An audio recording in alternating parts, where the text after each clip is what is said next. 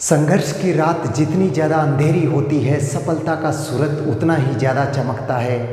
नमस्कार, आप सभी का इस चैनल पर स्वागत है। आज की क्लास के अंदर हम पढ़ेंगे निषेचन के बारे में। निषेचन क्या होता है और उसके अंदर कौन सी प्रक्रियाएं होती है और निषेचन के पश्चात कौन सी घटनाएं हैं वो संपन्न होती है। तो आज का जो अपना टॉपिक है वो है निषेचन। आज का जो अपना टॉपिक है वो है निषेचन। इससे पहले की क्लास के अंदर हमने निषेचन पूर्व घटनाएं पढ़ ली थी। निषेचन पूर्व घटनाओं के अंदर हमने युग्मक निर्माण और युग्मक स्थानांतरण दोनों टॉपिक पढ़ लिए थे। आज हम पढ़ेंगे निषेचन क्या होता है, निषेचन की प्रक्रिया है वो किस प्रकार से संपन्न होती है। तो देखो, निषेचन होता क्या है, बात करते हैं हम निषेचन क्या होता है। तो निषेचन किसको बोलते हैं? नर युग्मक और मादा युग्मक, इन दोनों का मिलना क्या कहलाता है? निषेचन कहलाता है। मतलब अगर परिभाषा की हम बात करें तो नर युग्मक एवं मादा युग्मक के मिलने से युग्मनज का निर्माण होता है, तो उस क्रिया को क्या बोला जाता है? निषेचन, या हम कह सकते हैं युग्मक संलयन बोला जाता है। क्या बोला जाता है? निषेचन या युग्मक संलयन कहा जाता है। क्लियर हो गया होगा कि निषेचन किसको बोलते हैं? नर एवं मादा युग्मक के मिलने की क्रिया को क्या बोला जाता है? निषेचन या युग्मक संलयन कहते हैं। ये तो हो गई इसकी परिभाषा। अब देखो, निषेचन की प्रक्रिया में हम पढ़ेंगे युग्मक संलयन कैसे, जैसे होता कैसे है कि हमने पहले पढ़ा कि जैसे ये क्या बन गया, एक नर युग्मक बन गया, ये क्या बन गया? मादा युग्मक। मनुष्य की बात करें कि नर युग्मक शुक्राणु है, जो एक धागेनुमा संरचना होती है। अंडाणु होता है वो क्या होता है? अंडाकार संरचना होती है। तो ये होता है युग्मक निर्माण। ये क्या होता है? युग्मक निर्माण। ये प्रक्रिया हो गई। उसके पश्चात क्या होता है? युग्मक स्थानांतरण। कौन सी प्रक्रिया संपन्न होती है? युग्मक स्थानांतरण। मतलब इस अंडाणु के पास में ये शुक्राणु है वो पहुंचता है, पहुंच गया। उसके पश्चात कौन सी प्रक्रिया संपन्न होगी? निषेचन। मतलब इस अंडाणु के अंदर ये शुक्राणु है वो अंदर प्रवेश कर जाएगा, तो उस क्रिया को क्या बोलेंगे? निषेचन हम बोल सकते हैं, या फिर हम बोल सकते हैं युग्मक संलयन बोल सकते हैं। तो ये तो हो गया परिभाषा कि निषेचन क्या होता है और युग्मक संलयन क्या होता है। अब हम बात करते हैं कि जीवों के अंदर निषेचन की प्रक्रिया होती है वो कितने प्रकार से हो सकती है।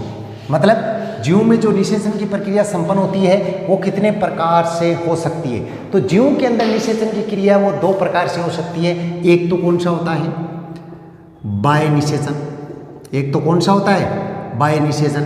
और दूसरा कौन सा होता है? आंतरिक निषेचन।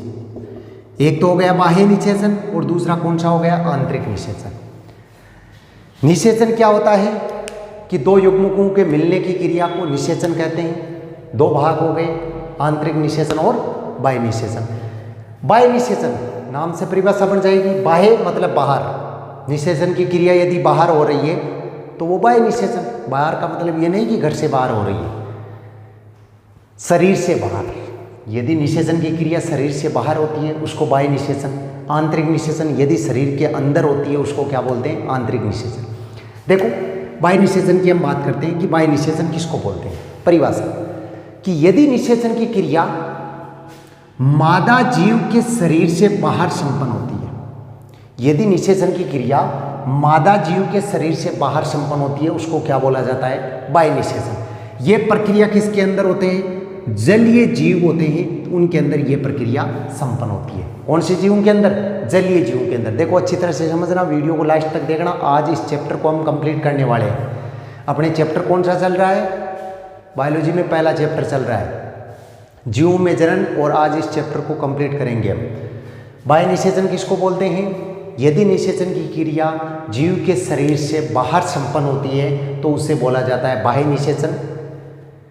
किसके अंदर होती है? जलीय जीव, जैसे मेंढक होता है तो उसके अंदर हम बोल सकते हैं। होती कैसे है? इनमें क्या होता है कि कोई भी नर होता है वो अपना शुक्राणु छोड़ देता है, नर युग्मक है उसको छोड़ देता है। मादा अपना मादा युग्मक छोड़ता है। कहाँ छोड़ता है? जल के अंदर छोड़ देता है। जल के अंदर नर अपना युग्मक छोड़ देता है, मादा अपना युग्मक छोड़ देता है। अब वो दोनों जल के ऊपर तैरते हुए आपस में आकर मिल जाते हैं। दोनों तैरते हुए क्या करेंगे? आपस में मिल जाएंगे। तो उस क्रिया को हम क्या बोलेंगे? बाह्य निषेचन बोलेंगे। किसके अंदर होगी? जलीय जीव में। विशेषता क्या होती है इसकी? देखो, बाह्य निषेचन की बात करें तो यह क्रिया जीव के शरीर से बाहर होती है, मतलब इसमें युग्मक संलयन जीव के शरीर से बाहर होता है। दूसरी बात, इसके अंदर नर और मादा युग्मक होता है, नर और मादा युग्मक होता है, ये दोनों गति करते हैं, बल्कि इसमें नहीं करेंगे, लेकिन इसके अंदर नर और मादा युग्मक दोनों क्या करते हैं, गति करते हैं। ये हो गई बाह्य निषेचन। अब आंतरिक निषेचन।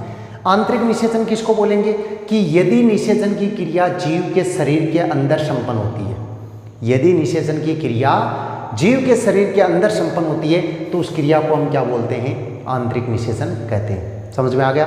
आंतरिक निषेचन किसको बोलेंगे?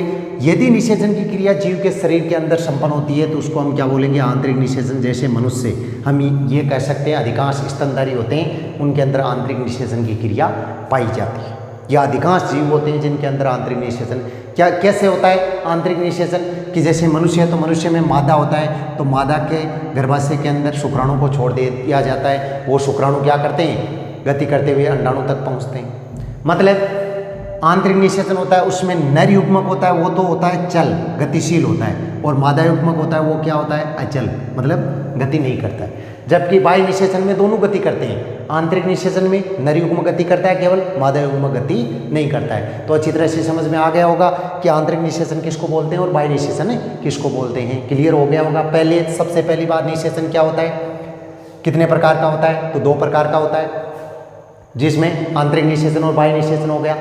इसमें एक क्या होता है कि एक अलग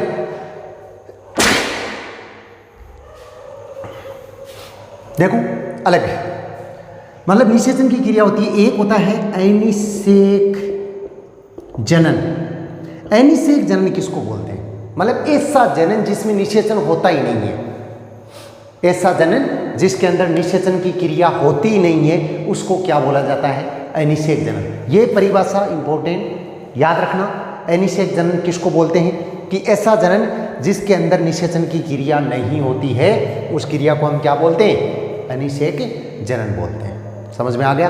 अनिषेक जनन किसको बोलते हैं, ऐसा जनन जिसमें निषेचन नहीं होता है, अनिषेक जनन।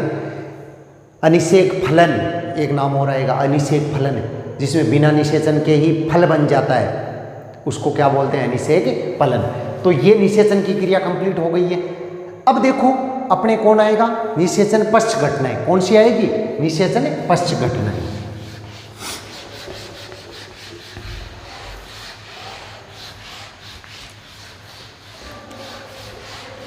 हमने जो मेन टॉपिक चल रहा है ना अपने, वो निषेचन की घटनाएं चल रही है, उसके अंदर हमने निषेचन पूर्व घटनाएं हैं वो कंप्लीट कर ली है। दूसरा पॉइंट अभी जैसे हमने कंप्लीट किया है, निषेचन, निषेचन क्या होता है ये भी हमने कंप्लीट कर लिया। अब तीसरा है जो क्या है, निषेचन पश्च घटनाएं। पश्च घटनाएं देखो, निषेचन पूर्व घटनाओं के अंदर हमने युग्मक निर्माण और युग्मक स्थानांतरण पढ़ा था। इससे पहले वाले वीडियो में आप देख सकते हो। निषेचन पूर्व घटनाओं में युग्मक निर्माण या युग्मक जनन और युग्मक स्थानांतरण पढ़ा था। निषेचन में जस्ट अभी हमने पढ़ा है युग्मक संलयन पढ़ा है। अब हम पढ़ेंगे निषेचन पश्च घटनाएं। इसमें 2 घटनाएं संपन्न होती है, एक तो क्या होता है युग्मनज और दूसरा होता है भ्रूणोद्भव। कौन सा होता है, भ्रूणोद्भव। अब देखो कंप्लीट प्रक्रिया समझ लेना, ये अपने आप डायरेक्ट समझ में आ जाएगा। और इसमें ये टॉपिक बहुत ज़्यादा इंपॉर्टेंट है, सबसे ज़्यादा इंपॉर्टेंट है। अच्छी तरह से समझ में कैसे आ जाएगा कि नर युग्मक मादा युग्मक, नर युग्मक बन गया, कौन बन गया, शुक्राणु बन गया। मादा युग्मक कौन बन गया, अंडाणु बन गया। ये तो हो गया युग्मक निर्माण। ये नर युग्मक यहाँ पे पहुँच गया शुक्राणु के, अंडाणु के पास में, चलते हुए अंडाणु के पास में पहुँच गया। वो कौन सा हो गया, युग्मक स्थानांतरण। ये प्रक्रिया तो हो गई इसके अंदर। दूसरी है निषेचन। निषेचन में क्या होगा कि निषेचन के अंदर देखो ये शुक्राणु है वो इस अंडाणु के अंदर प्रवेश कर जाएगा। क्या करेगा, शुक्राणु अंडाणु के अंदर प्रवेश कर जाएगा। अब ये अंडाणु प्रवेश करने के बाद में मतलब नर युग्मक और मादा युग्मक दोनों मिलते हैं तो किसका निर्माण करते हैं, युग्मनज का निर्माण करते हैं। किसका निर्माण करते हैं, युग्मनज। अब देखो इसमें कोशिकाएं होती है वो दो प्रकार, एक तो क्या होती है, अगुणित होती है। क्या होती है, अगुणित होती है। दूसरी कौन सी होती है, द्विगुणित होती है। अगुणित को n से लिखते हैं, द्विगुणित है उसको 2n से लिखते हैं। मतलब नर युग्मक होता है वो अगुणित होता है, मादा युग्मक भी अगुणित होता है, लेकिन जब ये दोनों आपस में मिलते हैं तो क्या हो जाता है, द्विगुणित। मतलब नर युग्मक और मादा युग्मक दोनों आपस में मिलकर युग्मनज का निर्माण करते हैं, वो हमेशा किस प्रकार का होता है, द्विगुणित होता है। किस प्रकार का होता है, द्विगुणित। तो ये हो गया युग्मनज आपके दो युग्मकों के मिलने से युग्मनज का निर्माण होता है जो हमेशा द्विगुणित होता है। दो युग्मकों के मिलने से युग्मनज का निर्माण होता है जो किस प्रकार का होता है, द्विगुणित होता है। तो ये हो गया आपके क्लियर कि द्विगुणित है वो युग्मनज है, किस प्रकार से बना। अब देखो अगली बात, भ्रूणोद्भव, और इस चैप्टर का सबसे लास्ट पॉइंट है ये भ्रूणोद्भव, और सबसे ज़्यादा इम्पोर्टेंट भी है ये भ्रूणोद्भव क्या होता है। अब भ्रूणोद्भव की बात करें, सीधी सी परिभाषा बात करें हम कि हम क्रम से चल रहे हैं। सबसे पहले युग्मक निर्माण, युग्मक स्थानांतरण, युग्मक संलयन, युग्मनज निर्माण, और युग्मनज से भ्रूण के बनने की क्रिया को भ्रूणोद्भव कहते हैं। क्या बोलते हैं, युग्मनज से भ्रूण के बनने की क्रिया को क्या बोला जाता है, भ्रूणोद्भव कहा जाता है। युग्मनज से भ्रूण के बनने की क्रिया को क्या बोलते हैं, भ्रूणोद्भव कहते हैं। और ये परिभाषा सबसे ज़्यादा इंपॉर्टेंट है कि युग्मनज से भ्रूण कैसे बनता है, कैसे बनता है भ्रूण। जैसे ये हो गया अंडाणु, शुक्राणु इसके अंदर प्रवेश कर गया तो युग्मनज बन गया। अब क्या बनेगा, भ्रूण बनेगा। तो ये भ्रूण बनेगा, इस भ्रूण की क्रिया को क्या बोलेंगे, भ्रूणोद्भव। इस भ्रूण से क्या बनेगा, शिशु बनेगा। क्या बनेगा, शिशु बन जाएगा। ठीक है, तो क्लियर हो गया होगा।